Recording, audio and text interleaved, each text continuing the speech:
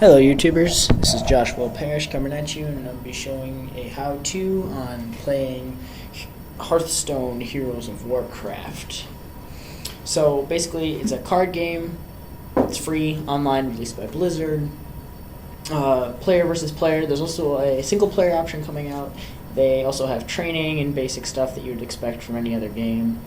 Very solid, a bit laggy at times, but it's a pretty impressive game overall, especially if you're a big Warcraft history buff, such as I. Here we go. An opponent, always a worthy opponent, never a puppy. Blizzard does not condone kicking or beating puppies.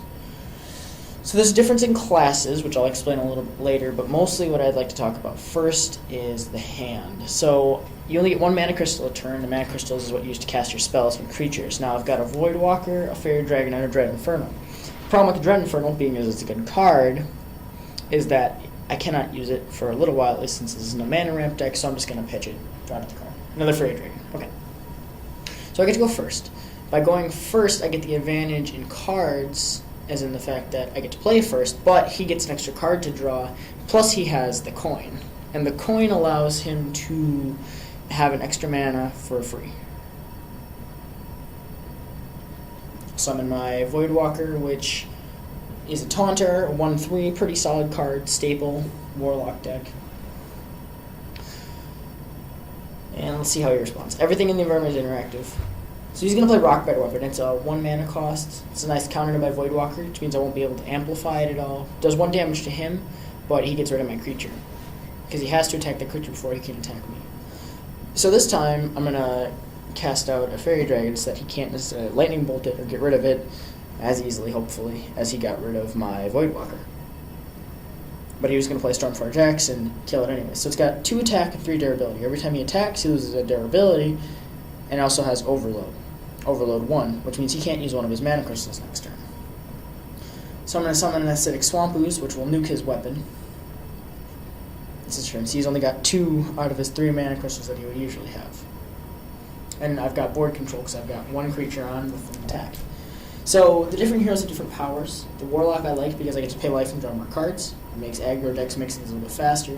The Shaman deck is more about casting creatures with lower cost and casting bigger spells with lower cost by negating your mana for the next turn. So you want to make your turns as efficient as possible, using as much mana, knocking off his creatures to maintain board control. You win the game by killing your opponent, knocking him down from 30 to 0 life.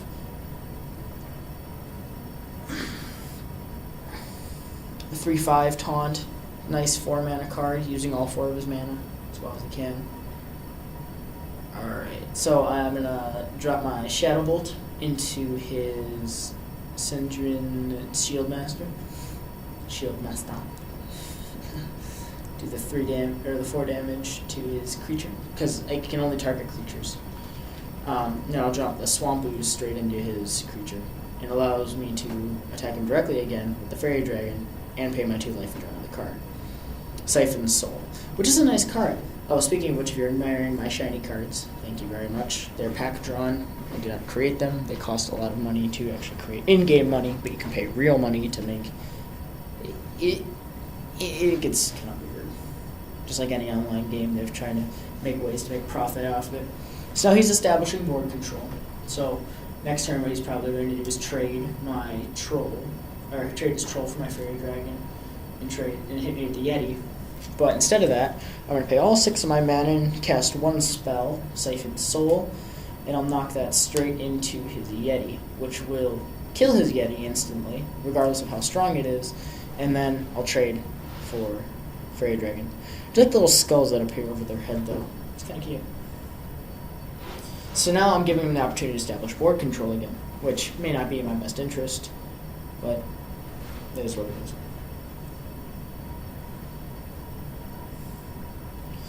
So I need a way to create more board control and at the same time draw more cards. So I'm going to do this with the Novice Engineer. 2/1/1. Battle Cry is when it comes out in the field. So I get to draw a card, which then I'm going to amplify with Power Overwhelming and Shadow Flame. Power Overwhelming will give a creature 4/4 for attack and 4 life, and then I can kill it to do that much damage to everything else. Now it's nice, especially when you put on a bigger creature, or when you can attack with the creature right away, because then I would be able to attack him directly, in theory, and then blow up all of his creatures. And it really works well on bigger creatures, because then you can hit them for a lot of damage and then decimate their entire side of the board. Sigh. Sometimes I wish my plays were a little bit better. But alas, this hippogriff is my only friend. Forever unknown. Alright, so I'm gonna drop the Ogre Magi, which will give me 1+ spell damage, and then the Shattered Sun Cleric, which will increase his attack and defense, or attack and life by 1/1. Doesn't make any sense to play Power Overwhelming, but I don't have any mana to draw another card, so just figure out what his response will be to that.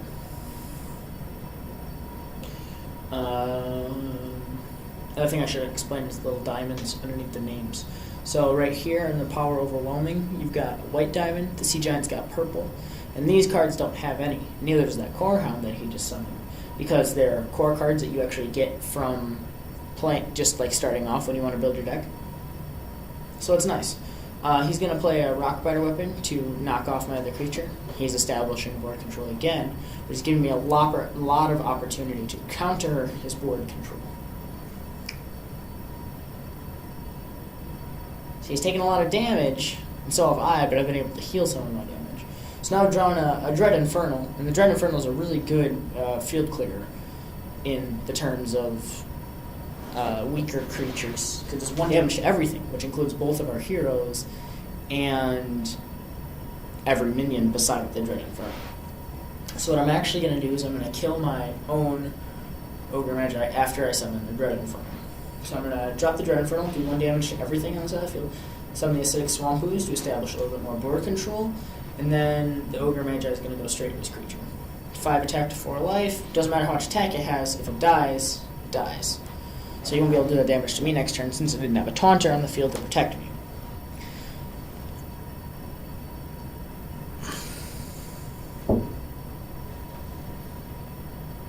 And he just turned into a frog.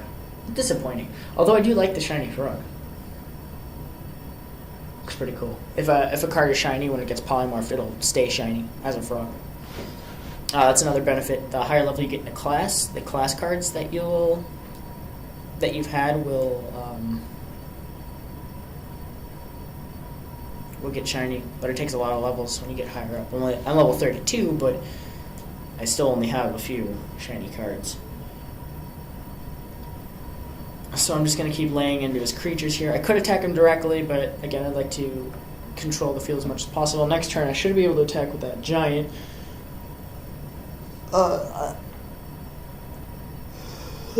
Save that Shadow Bolt in case if he decides to summon a bigger creature. 4 damage to minions, pretty solid for only 3 mana.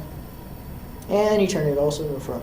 Note that each deck only has 2 copies of a card. It's only allowed to have 2 copies of a card. You can have less, but kind of sucks having creatures turn into frogs. But I've got more big creatures, and he doesn't have any more hexes to turn them into frogs, which is nice. So I've only got 1 attacking minion, which, again, I've got board control, but I don't have enough damage being done outwardly currently to be able to clear his field, especially if he keeps summoning taunters. So I'm going to use him to drain life, pay 2 life, draw a card. I'll restore that life done to me by knocking off one of his creatures, take out the damage one, attack him as I should, attack him directly, that is. So I've got 3 cards in my hand. 3 cards. Soulfire is a really nice card. 0 mana, I deal 4 damage to anything, but I have to discard a card. So I really want to be kind of careful on how I use that one. It's better to use it with an empty hand. Here's my second Dread Infernal. So what I'm actually going to do is use this Power Overwhelming on the Imp. Now the Imp is stealthed, where it can't be affected by their spells or abilities until it attacks, but since it doesn't have an attack value, it's not really expected to attack at all.